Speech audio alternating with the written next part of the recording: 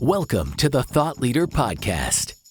Get ready to hear powerful stories, unique perspectives, and bright ideas to impact the world in the areas of health, wealth, and relationships. We interview experts, authors, executives, entrepreneurs, and other industry thought leaders who share new strategies, practical tools, and best practices to accelerate your personal and professional results. This is the Thought Leader Podcast.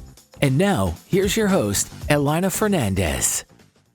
Hello, everyone. I am so happy to be here today with our thought leader, Julie McNamara. And she is amazing. Hi, Julie. Hi, Elena. Thanks for having me. Oh my gosh, I'm so excited about our conversation because you're going to share today how to rediscover our inner spark in the face of life's challenges. And not just that, but you're also an introvert. So you're going to kind of tell us all how to do it, but especially introverts that maybe don't know how to start. And you have been through so much. And you are one of the people that I admire because of your strength and how incredibly you've handled those challenges. So first of all, I would like you to tell the audience a little bit about your story and who you are. Okay, well, thank you very much. First, I do want to just clarify, I share a lot about introverts, but I'm actually an extrovert, but I have tons of background and experience with introverts that I'll share along my way here. And I really focus on connecting with the introvert because I feel like I really understand them. I have a daughter, one of my daughters is very introverted. And I've also been a speaker in an online community of business owners of like over 100,000 people. And I'm often asked to come talk to their introverts. So I feel that I can really relate with them, even though I'm very much an extrovert. So thank you. I just wanted to say that really quick. But yes, I am a mom. I am a wife, a grandma. I'm now a new grandma, and I've spent 30 years in healthcare. But along that 30-year career, I've also spent 30 years studying personality styles, personal development. We've been a successful entrepreneur. I've spent 10 years working with crazy teenagers as a Girl Scout leader for 10 years, wrangling these crazy teens that want to go out and just explore life. And so I've learned a lot about being around a lot of personality styles, around, as what some people would say with teenagers, a lot of drama, but I love being around teenagers. They've got so much personality and character and excitement. And so I've really shared a lot of my background with them, mostly as young teens and young adults, to help them really rediscover who they are inside so they don't feel so awkward. So that's kind of like my background there. Because oftentimes I hear from introverts that they feel socially awkward. They feel that they just don't fit in. They get bullied, they're not a team player, things like that. But it's just because people don't really understand them and they're too quiet and shy to speak out. So I've helped a lot of people. One of the stories I was going to share is being a Girl Scout leader. One of the girls in our troop, her mom was a pediatrician, and she had a younger daughter who she wanted me to come to their troop after she'd seen me interact with our troop of 30 girls for several years. And she asked me to come to her group and talk with this one girl in particular who was very shy, reserved, didn't want to engage. And she felt that there was something that I might be able to do to help this girl. Well, after being there maybe 3 times to their troop meetings, I went to one outing. This girl completely turned around and she is now on her way, working her way to be an Eagle Scout. She's got a new drive, a new spark. And the pediatrician asked me, she goes, "What did you say?" And I said, "It's what I didn't say. I just want to they just need to understand who they are as a personality to be understood." And it gave her so much more confidence, because it's about confidence. It gave her so much more confidence to move forward and get engaged, and for other people in their troop to understand who she was to work together. Oh, I love that. So is that what the inner spark is? Is confidence? Tell me more about the inner spark. Yeah, absolutely. Confidence definitely is your inner spark. It's, like when you dress up, you feel better, kind of that kind of thing. But when you talk about your inner spark, it's like that inner personal flame inside of you. But, as we go along in life and the older we get, right, things happen and life can throw some water on that spark, and then it starts to dim a little bit, you get picked at and teased. It just kind of fizzles out a little bit. So that's when you start to feel like you're just going through the motions, waiting for something to happen. And that's where self-doubt creeps in. And that's where I try to stop and help people understand the confidence part, their inner spark, to not let that self-doubt creep in. So, oh, wow, that is powerful. I love that. And when did you first kind of realize the concept of the inner spark? I think really ultimately, if I look back, it's when I had a traumatic brain injury. I had to learn to walk and talk again when I was a kid. Literally lost all speech, could not walk. And I felt like there was something just inside of me, that drive just to be, able to walk and talk again, and to provide with other people who'd been through traumas, not necessarily dog bites. I was through a traumatic dog bite. It's just more of just discovering that there is more to life than sitting in that trauma and letting it just eat away at you. Now, there is real trauma that happens in people's lives, and I don't minimize that at all. I'm not a psychologist, I'm not a psychiatrist, I'm not any, medical person like that. There is real traumas that do happen out there. But I always feel that, there's nothing worse than, what's worse than a dull razor is a dull life, and life does not have to be dull. And so I like to share with people, and introverts tend to be the ones I mostly share with, because they tend to have a little more lack of self-confidence than others, just because they are so reserved. But they have superpowers. I love introverts, especially the amiable introvert. They're like everybody's friend. They're non-confrontational. They don't judge anybody. They won't speak out against you. They just want to be around, have deep conversations, and enjoy friendships. They're great at creativity. They have just incredible ideas. They are very detail driven. I mean, you can ask an introvert, they pick details out, about finding, a gnat on an elephant. They can find those details. It's just fascinating to me to watch. Specifically, one of my daughters who took a forensics class in high school, and she built so much confidence because she could pick out every little thing that the teacher was just amazed that she could find those details. And then everyone started coming to her, and she got more confidence because that's her lane. She understands her personality now, after spending years with her dad. And I, who studied it for like 30 years, has been like drilled into her that she is very unique, but she has this great superpower. Oh, I love that. Looking at what others perceive as weaknesses, maybe, or what we just think it comes natural to us as superpowers. So that's really powerful. And the way that you speak, Julie, tells me that you really believe in introverts, Mm-hmm. and that you believe that they can achieve anything they want. And is there something that in your experience holds them back from achieving that? Yeah, introverts have superpowers, but they definitely have things that hold them back, like you said. Mostly they fear rejection. They fear that they're going to be judged or misunderstood, so they don't see anything at all. Which a lot of people can have that, but they can get by with, other ways that they cope around it. But introverts, they don't like to be caught off guard or being unprepared.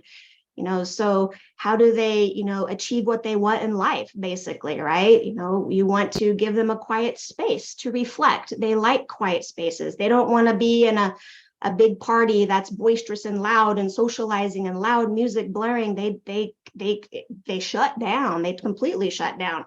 And they need that quiet space because they like to have those conversations that I said with like their close friends. One of the things that my daughter does, and I find this also in other introverts, is they like to binge watch movies. It's kind of like how they process their thoughts and their creativity, and they like to like evaluate the past, the present, and the future. And they do that through binge watching, movies with friends, particularly. In fact, here's another story of my daughter started a new, I'll talk about her a lot just because she's the introvert in our family, but I could share other stories as well. But she started a different university, and she was really struggling using some of the techniques to meet friends. And it was really hard for introverts, especially amiable introvert, to meet friends. And so she tried all these different things. She felt awkward. People thought she was kind of strange and just like, not sure what to think of her. My daughter would say like, I feel like I have this, what is it called? The RBF, the resting bitch face that they talk about, right? She's got like this serious face because she's just so worried about what people are going to think about her. And she's not going to, walk up to someone such as myself. I would go up to a group and I would just say, hey, my name's Julie. Can I sit down and join your table? And there would be no way an introvert would do that if they didn't know those people. So I asked her, I said, well, what do you love to do? And this is one of the things I did with that pediatrician group. I asked what she was interested in. I said, what are you interested in? And she is interested in movies as well. But my daughter loves movies. And I said, why don't you go sit out in the common area of your dorm, the living room area, and start watching movies? And I'll bet some people will start to join you. And that's what happened. People from her floor started to join. They're like, what are you watching? And they started to come out and say, hey, can we watch it? Eventually it grew quite large, where the resident advisor was able to get her hooked up to the huge TV in the living room area. And people would like eat and do popcorn and blankets. And I mean, they all became all good friends. And so it was something just as simple as that, taking the inner superpower that she has of binge watching, quiet. Everyone loves her. She's super friendly. Everyone would talk about like, and she actually had people tell her, you have like this like serious face. We weren't sure what to think of you, but you're like really cool. So people just don't understand. And when you don't understand, it tends to create doubt and you treat people different. And so that's where I like to come in, where I've spent, my 30 years researching and applying and using just in my own life, different personality styles, how to interact with them, what they're interested in. Even when I'm at work, I work in radiology and I do procedures on people, and the techs will go in and get the history for me. And I'll do like joint aspirations or lumbar punctures or something like that. And they'll come back and tell me, not in a mean way, but they'll be like, this person is like really not very nice. They're not giving me any information. They're rude. And they're like, sorry. So I'm like, okay. The first thing I don't think is like, oh, great, great, this is going to be a really difficult case. The first thing I'm thinking is, what is this person thinking, their personality? So at the top, I'm walking in, within like 15 seconds, I could tell right away what type of personality they were. And within a minute, the whole thing was diffused and they were completely talking, they were relaxed. And the texts are always like, how do you do that? And wow. I think it's just through, sharing this type of knowledge that I've done for years. I've shared this knowledge for decades to people, and they understand a little bit more about personalities, which when you understand your personality is great, but to understand other personalities, it helps build confidence and work better in groups and team environments, managers and leaders and school classrooms. If teachers could understand how to put a group together to where, they have all the personality styles, you can get a lot done. Yeah. Oh my goodness. Well, you got me very curious now about these personalities that you talk about, and especially because you've said amiable introvert a couple of times. So tell us about what that means, the different types that you've encountered and what you found in your research. I mean, a little bit, because I know you have done extensive research and you're quite an expert in this area. Thank you. It is a big topic. It really is a big topic. And I've actually put a workshop together that I've tested on some people to try it. In fact, I've got this whole like paper thing here that I've got notes for my final workshop, but I've studied the Merrill and Reed personality styles from the 1960s. They were psychologists from the 1960s that wanted to study how people reacted in social situations. They didn't care about the why.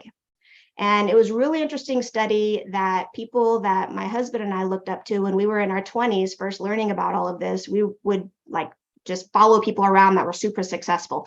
What do you do? How did you get successful? And there's just all kinds, like a whole nother story of how we became successful following the proximity of other successful people. But they told us to learn about personality styles. It's very important. They said it's very important to learning how to adapt to change, to understand who you are, and to interact with other people. And they have been spot on.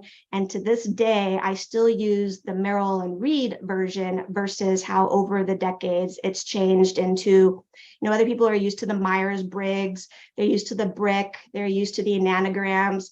But all of that breaks, now there's even the neurotypical, neurodivergent, all these words that you hear, which is all kind of the similar thing. It all comes down to the personality, but some dive deeper into the core types and the tri-types and all the colors and animals and different things that you can put with all of that.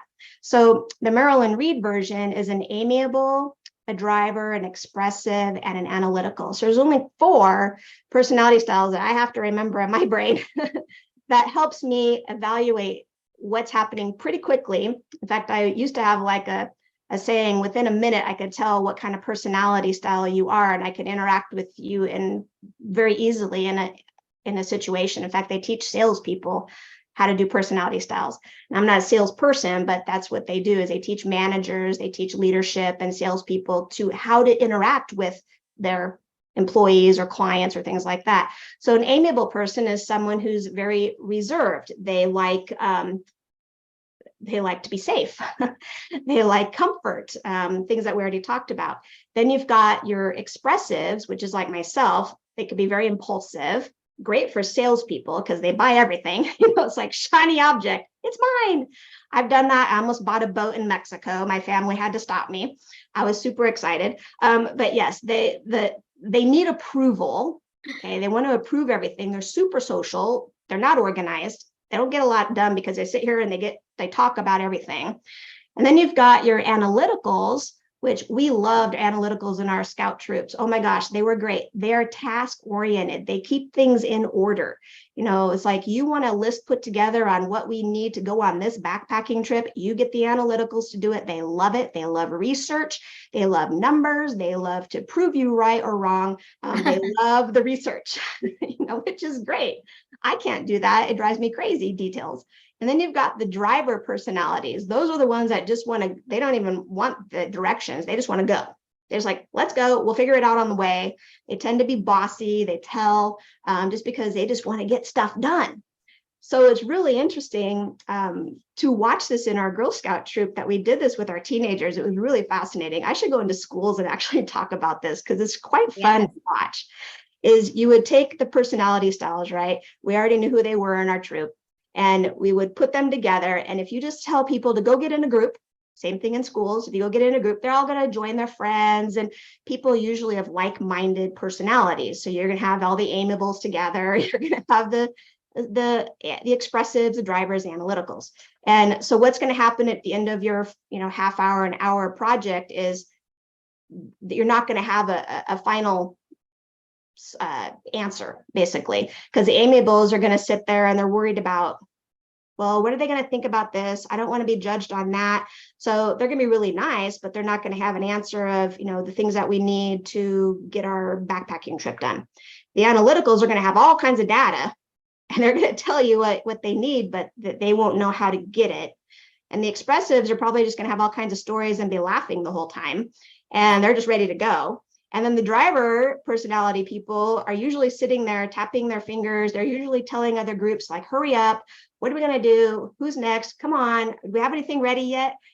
So when you look at all of that together, if you can put one person from each personality, overview and put them in a group together, boom, you get so much done. That's how people wanted to join our troop for all over our city, because we grew to 30. We couldn't Wow. take anymore. We had 3 leaders. It was crazy. People were like, what are you guys doing? And it all came down to, interacting with these teenagers on their level, for them to understand their personalities and how to get things done. They carried that into their young adulthood. I've got one of the girls in our troop, she's going to be a doctor, and she said that she's learned so much from all of those years of the personalities, and she uses it to this day in school. So that's how I use the personality styles. I love that. I love that because the way that you explain it is like, it's a superpower. And when people find out what their superpower is, and then they recognize the superpower in others, then they work together to get supernatural results. I love it. I like that, supernatural results. I like that. Yeah, fantastic. And what about when things don't go right, or they don't go as well as you've hoped? I heard that introverts obsess over that. So can you tell us about that? They do. They are so critical of themselves, and they will beat themselves up. And the problem with that is that they are going to beat themselves up so much because they're so critical about what they should have done different, that they lose confidence. So anytime anyone, it could be yourself, we beat ourselves up more than anybody, but it could be someone else that's beating us up about something that they just can't get it out of their head. And so one of the main things to do is, this is where they often get labeled weird and awkward. And, that's where that comes up, because they're just withdrawn. There's, a time to be independent and a time to be withdrawn, but to stay in that withdraw moment is very difficult. So one of the things to do is to basically positive reinforcement. This is what I've learned years ago, and I still use to this day, is positive reinforcement. And you have it so easy now. Back in the day, I had to use like cassette tapes, and CDs, back in my ancient ways. But positive motivation and YouTube videos, or now podcasts, things like that, any kind of thing that you're just feeding you, positive input of you're strong and you're confident and you are good, you can get anything you want. It just helps reprogram your brain to make you feel more confident. And even a simple note to someone that that might be beating themselves up or going through a difficult time. I used to do this with our teenagers and even young adults that I've talked to, or even the business owners, is someone that's really beating themselves up. People don't like call anymore. Back in the day, we used to call. Yeah. But now we're on to the social world of texting and social media and all that, right? Or even an email.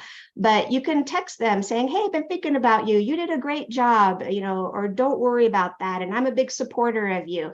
Just words of encouragement are really important to people that are critical of themselves. Oh, yeah, that's so powerful. You never know how that can turn things around for someone. It is. It's so weird that people don't think that these little things make such huge differences, right? Yeah. This is not like a new success principle. Success leaves clues, as Jim Rohn says. I love that saying. I've been learning these things for 30 years and has been around as long as Tony Robbins and even longer, right? We've heard a lot of the same success principles, but people are always thinking, there's got to be something else. There's got to be something else.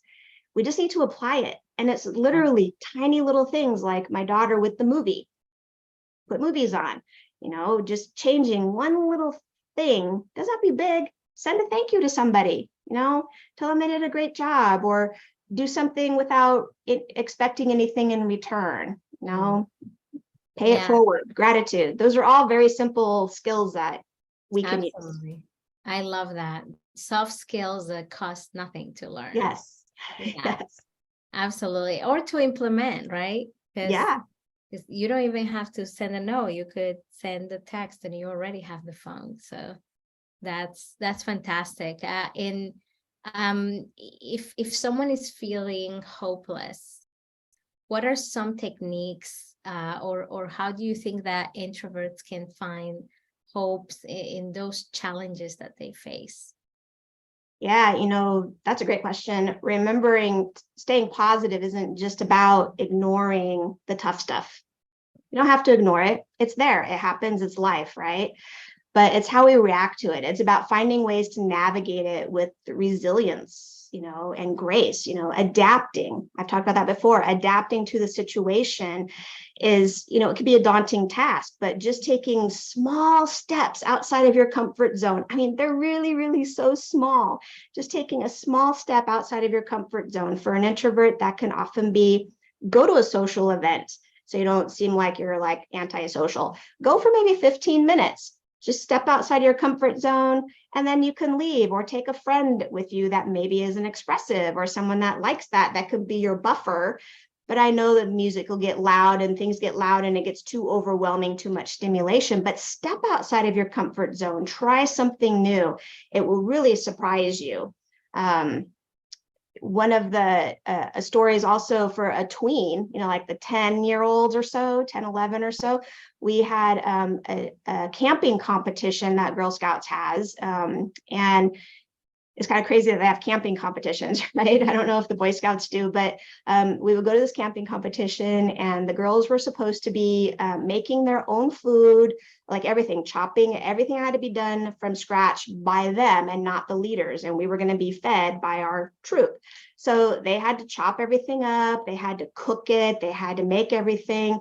Well, they noticed, and we noticed also, we were really surprised. It was our first year there that we had seen this, is a lot of the little campsites, the adults, the leaders were chopping everything and doing it for the kids. And the kids were running around and playing and all these things. And our girls were getting really frustrated.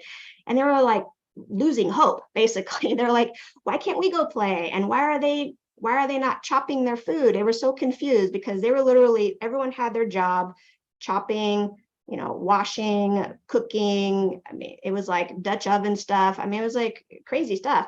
Well, by the time they were done, we told them, focus on you, focus on what you're here for. Look at the skills that you've learned, and maybe you can share that with them.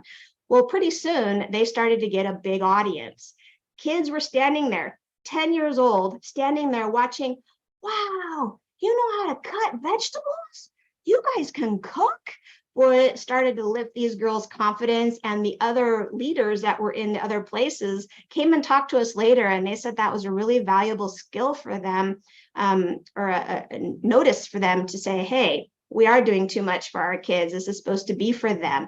And so we had a debriefing after that with our girls, because they did great. They won a Dutch oven because they did such a great job, and they did it all themselves. The judges noticed that, and they were so proud of themselves because they stepped outside of their comfort zones and they did it on their own. And we were so proud of them, just building these little skills. You need to embrace change, keep an open mind, be flexible. Things change, come and go. Just kind of go with it the best you can from the knowledge that and stay positive.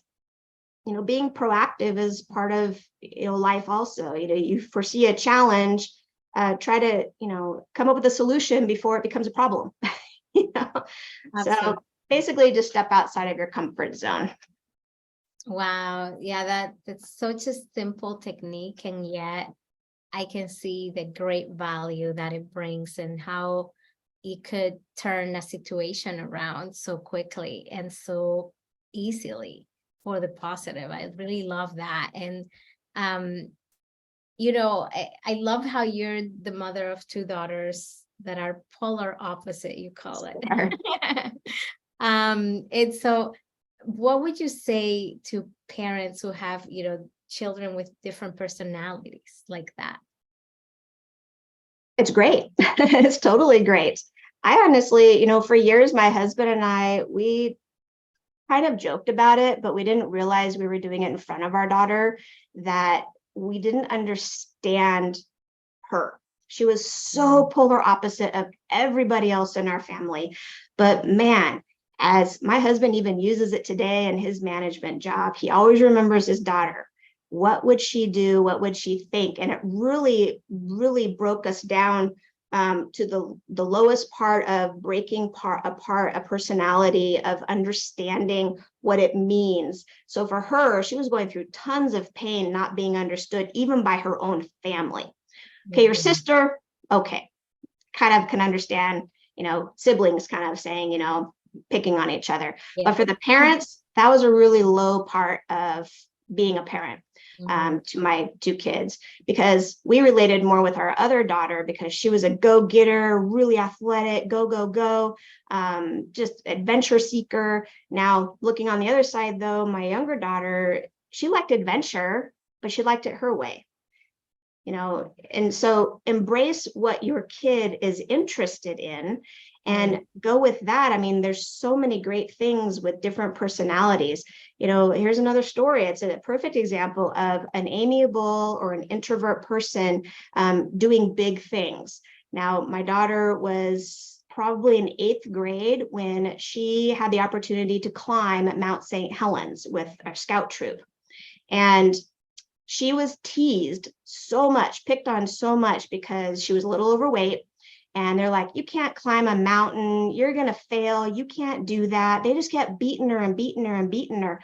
Well, she got up on that mountain and she climbed that mountain. She almost fell off. She actually had a couple of pretty amazing stories that she almost died twice because it just wasn't her thing. But she had so much fun and she was so proud of herself that she accomplished that massive, huge mountain in front of her. She still talks about it today, that she showed those people that she can be just like them. And she won an award. The school actually gave an award to her because of her basically leadership of showing that she can do it too. And the teachers knew, the PE teacher knew, everyone was picking on her, and she brought back her pass that she made it. She brought back, pictures and picture of her at the top and all that stuff. And people treated her differently. Why does it have to take something like that to be treated differently? And that's where I try to work with, the kids, the teenagers, tweens and teenagers, usually younger kids. They're so nice. Those young kids are so nice to everybody. They want to be everybody's friend. And then hormones kick in. And then they go a little wonky.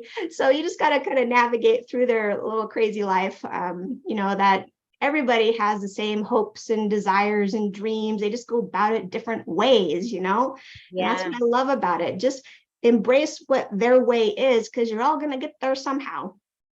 I love that. And I think that a lot of people who are leaders and business owners and corporate leaders are watching us, and I think this apply, and I want to know if you agree, this applies to your team, this applies to your employees, this applies to your partnerships, this applies to every other relationships, your friendships. I think that this information is so valuable for anyone that knows anyone and that wants to collaborate with others. Isn't that the case? Oh, absolutely. Absolutely. Yeah, that's 100% exactly what it is. To be able to interact with other people, you don't have to, be like them. You can everyone can bring something to the table, no matter who you are. It's just a matter of, believing in what you have. And I think leaders need to be really more good stewards about that. They need to be, talking with their employees and maybe understanding them a lot more versus telling them. You want to have introverted people kind of be off by themselves, and they'll do great work for you. They are like the best employees, but give them that space to be creative, and don't call on them in a meeting to say, what do you think? Yep, I agree. They might not agree, but they're not going to say that. So to understand, managers and leaders, teachers, parents, anybody, just to understand, you just have to learn. And we all make mistakes. I mean, we definitely made mistakes with our kids. We just really did not understand that amiable introvert. And I've learned so much about it through personal experience that I obviously learned way too much about it, but I had this great story of learning our mistakes along with who my daughter really was, to share in a huge community of business owners, just some of the same things, to where it was really, they just didn't understand. They were trying to be everybody else. Yeah. There's all these trainings in these online communities of business owners of, how to start a business. If you have never done that, all the personal development you go through and things they talk about. But there are a lot of it talked about conforming, do this. We want you to do this video and talk about you and all the things you're excited about and, why you're excited about starting a business. And they don't know why they're excited. I mean, they're happy, but they don't want to share about it. They don't share that emotion like that. They share emotions. They do share emotions. Introverts, they're very emotional. They wear their heart on their sleeves, but they're not going to share it. So just understanding is just very valuable. Wow, I love that. And I love how you say, about being yourself, about embracing yourself. Is that what your book is about? Because I really love that title, Magnify You. Tell me more about that. You've been listening to the Thought Leader Podcast. At Thought Leader, we help experts, authors, executives, and entrepreneurs land the most credible and authority-building stages in the world to spread their message and their impact. If that's you, visit thought-leader.com and click on Schedule a Session to get started. Now back to this episode of the Thought Leader Podcast. Yeah. So after talking over the years, all of my stories and my techniques that I've shared with people, I've had so many people say you should write a book. And I'm like, write a book? I don't know how to write a book. What am I going to do?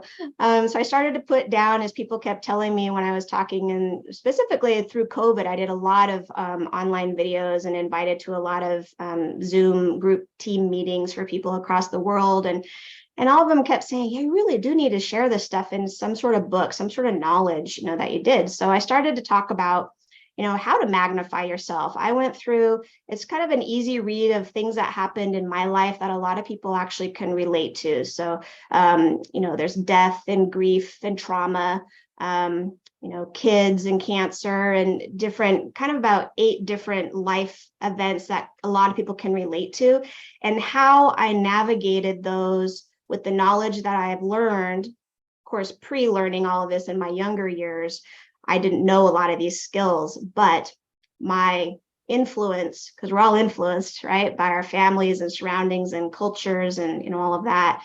My influence of my mom and my grandma were very positive and basically said, you can either wallow in despair or you can get past it.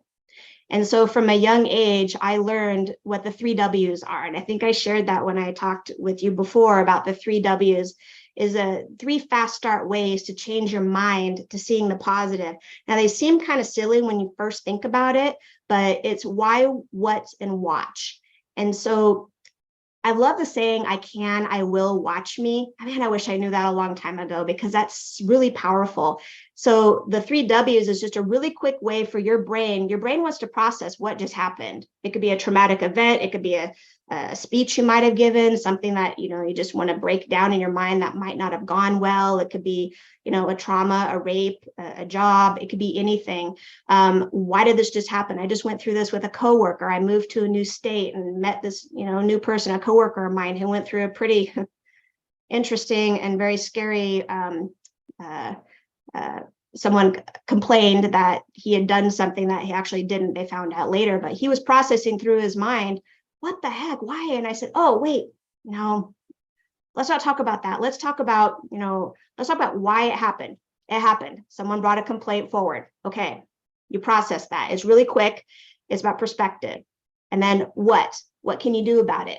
Sometimes nothing. You have to wait 3 or 6 weeks for them to do their process of going through all the process and the interviews of talking to people and all of that. He's like, that is so hard to do. And I said, yes, it is hard to do. But he goes, you're right. I am trying to process all of that. And that does help. And I said, just write down, your thoughts, journal how you're feeling and, everything. And then watch how you're going to rise above it. And sure enough, about 3 to 4 weeks later, he messaged me. Everything was dropped. He said it was an unbelievable process that he went through, that it was so helpful. The things that I shared through my book, which is the 3 W's. I also share some of the things I talk about is using an acronym called RARE, where I dive deeper into these topics. Talking about the World Regret Survey. That was a fascinating find that Daniel Pink did in his book. And I share how to apply that philosophy to your life, because a lot of people can relate to that. So the book is really about just navigating life. It's about perspective. It's about being positive. You can find the positive in just about anything. I've had a lot of traumas. I have a 6-inch scar on my skull from the dog bite. I have facial reconstruction because the dog ripped my face off. I've had some other things go on that's in the book, great loss, and things like that. But you can find the silver lining in things, and it's all part of our lives. And that's why I love talking with people, because we all have a great story. And that's what my book is. People that read it and pre-read it for me and all that stuff, they're like, you have just a great story. Stories can relate to people. So I do it in hopefully a relatable way. I put research in it from psychologists and neuroscientists. I put quotes. Like Steve Jobs has quite the background in history. I talk a little bit about that and about successful people that you would know in our era right now, about things that they went through. People don't understand, like Olympians. They just see the 2 minutes on the screen. They don't see the years of work and prep and sweat and blood and doubt and defeat that people go through. And we all go through it. It's just a matter of being resilient and persevering and having someone believe in you. So that's kind of what the book is about, magnifying you. It doesn't have to be a superstar. You're a superstar. I love that. Thank you so much. And every time you tell me about that story with the dog bite, it's just, I get chills, because I can't even imagine. Can you tell us a little bit about how you felt? Like, what did that feel like? Not only the painful, procedures that you had to go through and the physical pain, but what were some of the things that you overcame emotionally because of that? Well, there's one thing good about trauma in some ways is you forget. So when you're through a really traumatic event, people that have been through, physical traumas, oftentimes rapes or earthquakes, buildings that crash, physical assault kind of stuff, people forget certain parts of that trauma. And I think it's a protection thing that happens inside, but there's always like this little bit of doubt. So when I was attacked, I was walking another dog, and this dog that attacked me their chain came across the sidewalk, which was a no-no. And basically, I don't know how detailed to get here on your show, but basically the dog, it wound up being some sort of a wolf dog, they said. It shredded the dog I was walking in front of me, like right in front of me, everything in front of me. I apparently just froze and wanted to hide. Well, that wolf dog's doghouse was right on the corner, and I thought I would hide in there. That was a wrong place to go. That's what I did when I was a kid. And the dog, I just remember the last thing the dog did is I could see blood and teeth, and its head was coming in, and it grabbed me by my head and pulled me out. And next thing I know, I'm walking up the street, and my mom's boyfriend had seen this bloody kid walking up the street and came to see if the person was okay, and it was me. They grabbed me and took me to the hospital, and all the hospital stuff. But the main thing that I think, I didn't realize I wasn't talking. I didn't realize I couldn't walk. I was seemed fine inside. That's why I always feel like I can relate with stroke patients, because I was completely 100% there. I was like, I'm fine, guys. Why am I still in here? I don't understand why I'm here, but I couldn't talk. I couldn't write. I couldn't move. I couldn't walk. I was just, some of it could have been trauma, they said. Some of it was brain swelling. The doctor said I was like 1/4 of an inch from death, the way that the skull picture showed. But the main thing that I don't know if it's true or not, but what I think might have happened for me is I started to get scared because everyone was, saying she can't talk, she can't move. And I'm thinking inside, I can talk. The doctor allowed my mom to bring in her boyfriend's dog. Now, back then, you could kind of do that in a hospital. Can't do that now, unless they're service dogs, right? But brought the dog in, the dog jumped up on the bed, and I was like so happy to see the dog. The dog's name was Boots.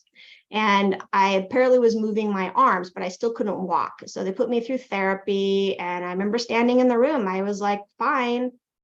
I couldn't talk. I couldn't walk. And then went to therapy day after day. And one day I just walked. It just happened. And I did have to go through speech therapy. I did have a lot of issues, memory issues and stuff like that. School was very difficult.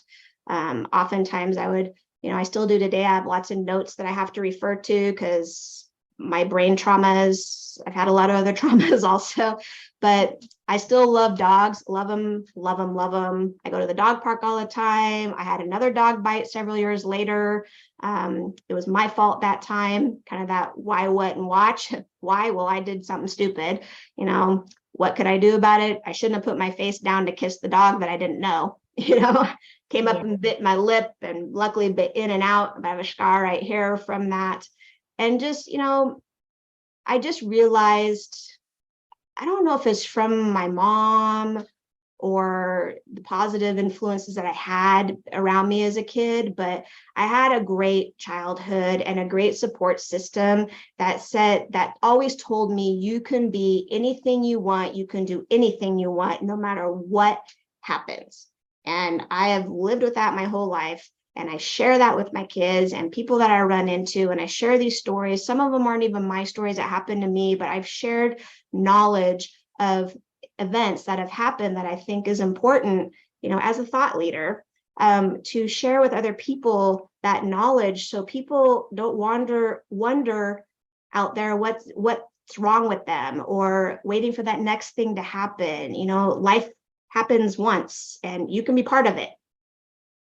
Wow, that is incredible. I really love this, and you are so inspiring, and well, thank you. Your story is so moving. Your story is so moving, and I really see, why so many people talk about how you inspire their audience when you come speak, but also how you help these teens that you counsel, and how your personal story plus your research and your experience helps so many people around the globe. I'm really honored to have you in the show, and I know that you're passionate about a lot of topics and you have a lot of stories.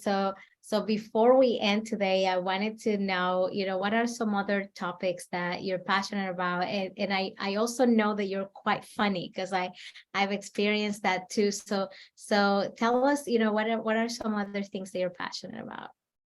Well, I love to travel. So if you know anyone that wants speakers in other parts of the world, I'm your girl. I love traveling. No, in fact, one of my stories that everybody loves to hear, and I'll share it really quick here, because I don't know what kind of time frame you're on, but when I was traveling in Japan years ago, I was sitting in a restaurant in an alley, very common. It was in Tokyo, and I was with a friend of mine I went to college with. He was an exchange student in the United States, and he invited me back. His family invited me back to spend like a month in Japan. And so that was a really awesome experience. We're sitting in Tokyo, having some noodles, and make a long story short, basically these people started walking down this alley of restaurant tables and stuff, and they were like walking towards us with like purpose, like they're coming to us. And my friend, he was like, don't look at them, don't look at them, do not look at them. And I'm like, okay, what are they doing? He's like, just keep eating. Well, they came definitely to me, and they pulled me up out of my chair by my hair at the restaurant outside, pulled me up and pushed me down into a bow position, the submissive, respect position. And I'm like, what's going on? and my friend, who's, I didn't speak very good Japanese. I was like kindergarten level Japanese, and they're going at it, and I didn't understand what they were saying. And he just kept saying, stay down, stay down. And I was like, okay. Well, come to find out, I was told the restaurant owner said it was the Japanese mafia. I think it's his way of saying it's a gang. I don't know if there's Japanese mafia, only in the movies, maybe. But they referred to them as the Japanese mafia. Now, to this day, I don't know. I think it's just the gang, because they definitely look like, if you have a typical look, if you're going to, prejudge or stereotype, that's what they looked like. And come to find out in Japan that if you show the bottom of your feet, it's an insult.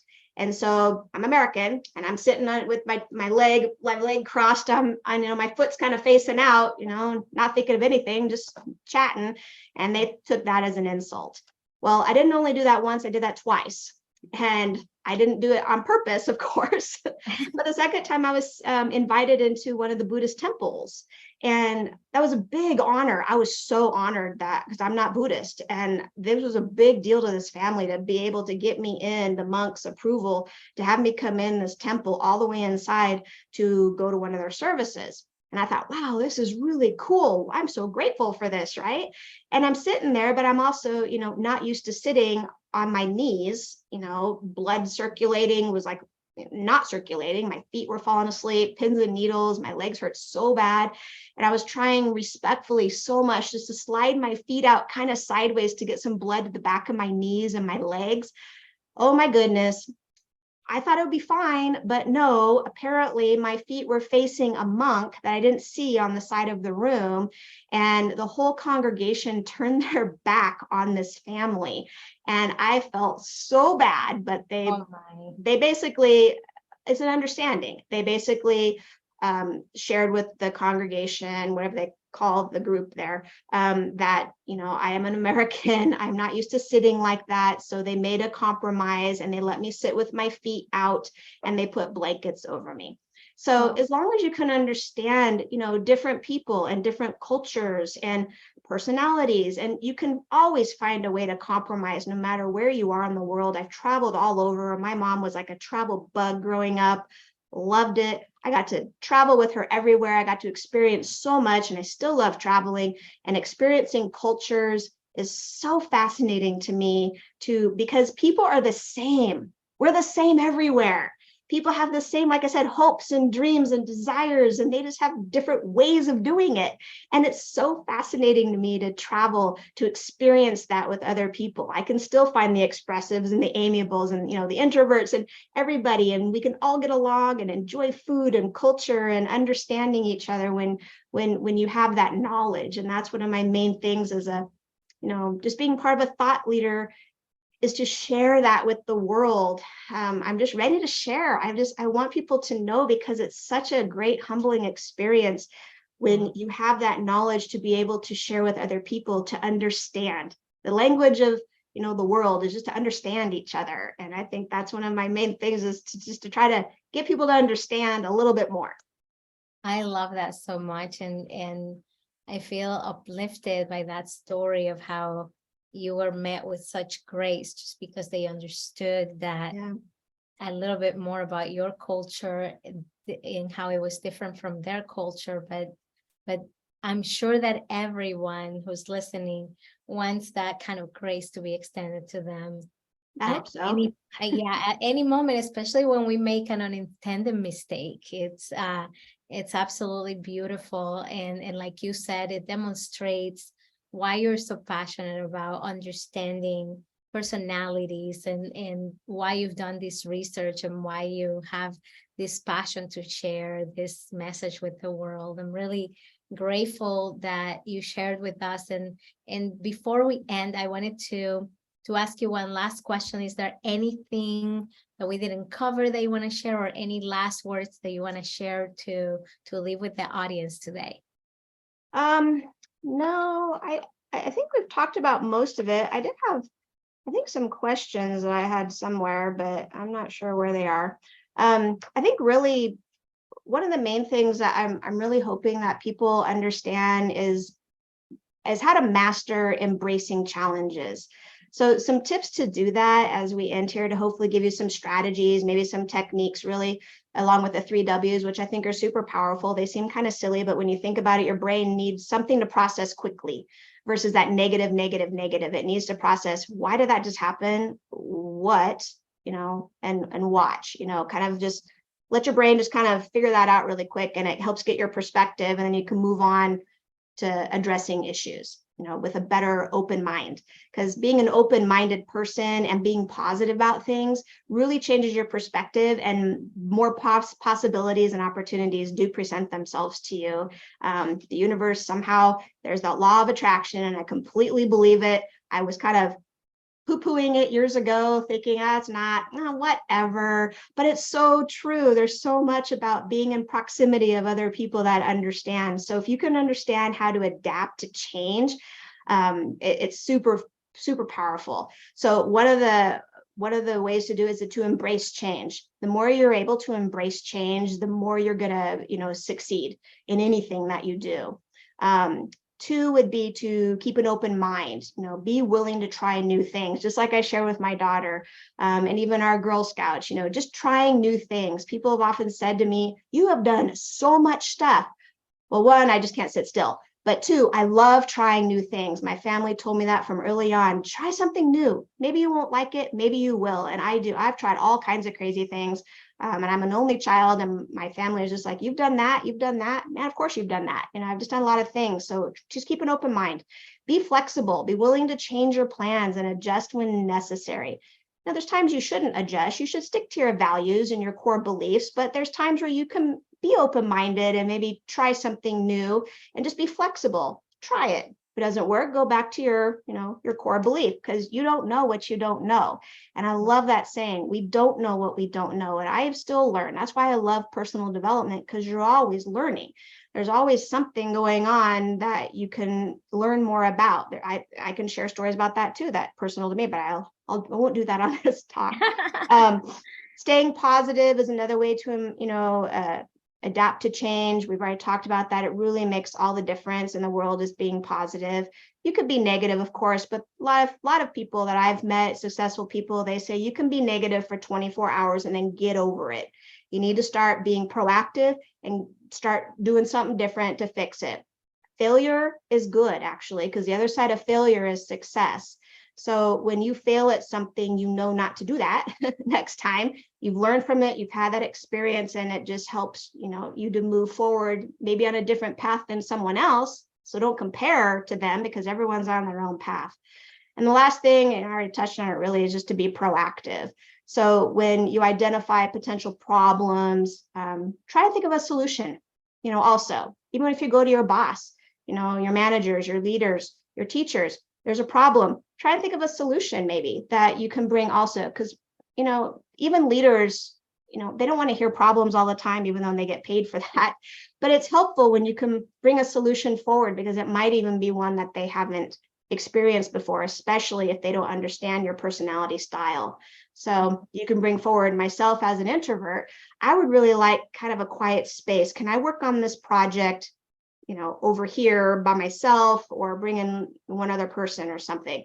Just share what works for you. If they don't know, sometimes they don't know what works for you. So just share what works for you. And all of that is really just part of adapting to change, to be the best person you can be, to pull out that inner spark and just, shine. I love that. And as you were saying all those things, I was thinking, isn't that what a thought leader is, right? Yes. And what is your personal definition of a thought leader? I think it's really about sharing your knowledge. I think just someone that, isn't keeping it all inside and hoarding that information. It's someone that has value. A lot of people have value, but it's to bring their thoughts forward and their value to share with other people, tips and knowledge, because you can learn so much from people. I mean, I just learned about the Maasai people in Africa recently, about something about them that I thought was fascinating. I thought, wow, I had no idea. Just being a thought leader is just being open to new things and learning new things and growing and expanding and sharing. And, it's part of life. I love it. I appreciate very much you inviting me on your show and sharing this. I'm so grateful for it. Thank you. Oh, thank you so much. I'm really blessed to be here with you and to learn from you. Everything that you shared is just so amazing. And I know that, I want to hear from everyone how valuable this was, but I know absolutely without a doubt that it is very valuable for everyone who's watching and listening. So thank you so much for being here. You're amazing, and keep doing the valuable, amazing work that you're doing. It's changing and impacting so many lives around the world. Thank you, Julie. Thank you, Elena. That's it for today's episode of the Thought Leader Podcast. Visit our Thought Leader Talks YouTube channel to browse all episodes and show notes, and to continue the conversation. We love to hear your feedback, ideas, and success stories. And don't forget to subscribe for more expert information, insights, and inspiration. Thanks for listening, and we'll see you next time on the Thought Leader Podcast with another relevant conversation you don't want to miss.